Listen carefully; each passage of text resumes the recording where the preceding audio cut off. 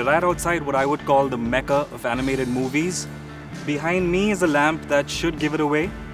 That's right, we're at Pixar Animated Studios in Emeryville, California, and we're gonna take a look behind the scenes at the studio's big blockbuster summer release, Cars 3.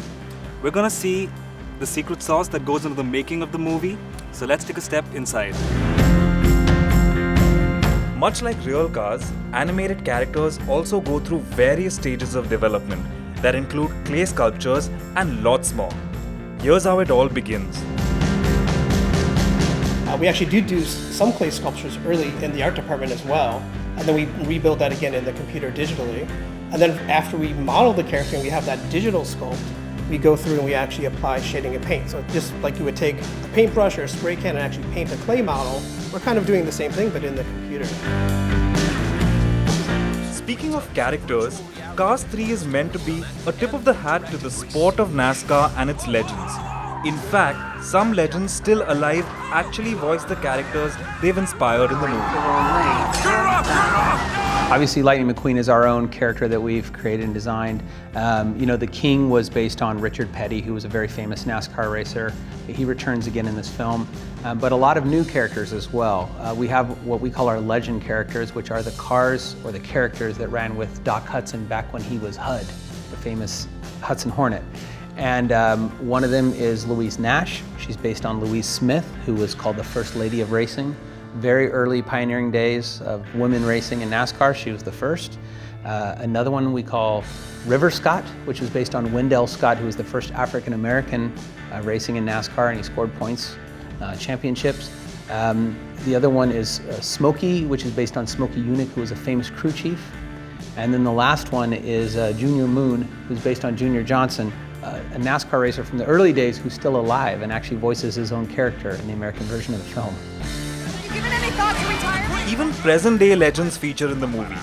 Here's McQueen's trainer Cruz speaking to her phone's AI assistant, much like you'd speak to the Google Assistant or Siri. Hamilton, track Mr. McQueen's speed and report it.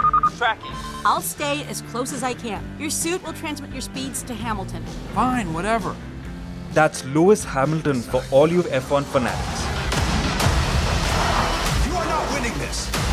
Not just those legends, but each character in the film moves and talks in its own unique way, thus injecting life into the character.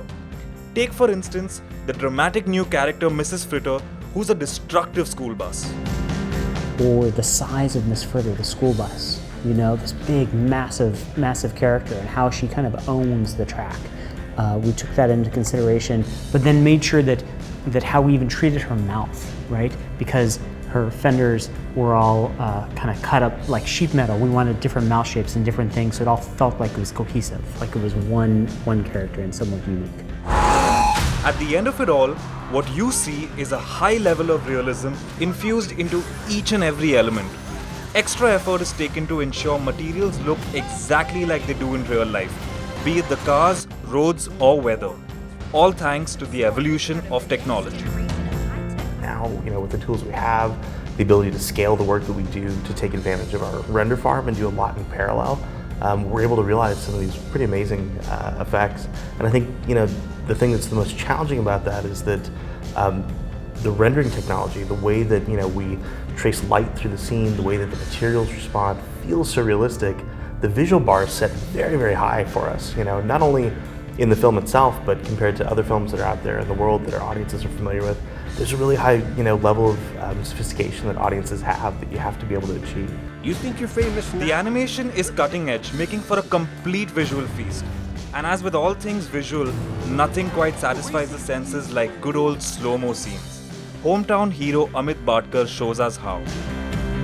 One of the scenes in the movie was, it's in the teaser trailer for Cars 3, it's a slow motion scene of McQueen when he crashes, and there's like this, he rolls around and there's all this crash debris that kind of goes through the camera into the scene. So I've always wanted to work on like slow motion shots ever since I saw The Matrix, and this was my opportunity to do it, so I was really glad to get this shot. So it was a really interesting experience and I really enjoyed working on that.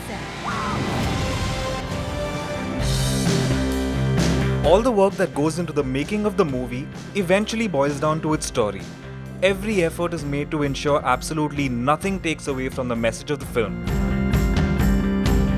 Director Brian Fee ensured every tool available is used to its fullest to narrate the story of Cars 3 with maximum impact and minimum distraction.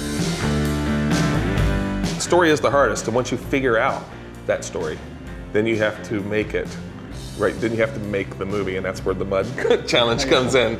You know, we were able to do things technically that we could not do 10 years ago. There's a look to this movie that Cars 1 could never have had. The technology just wasn't there, so we're leaning into that.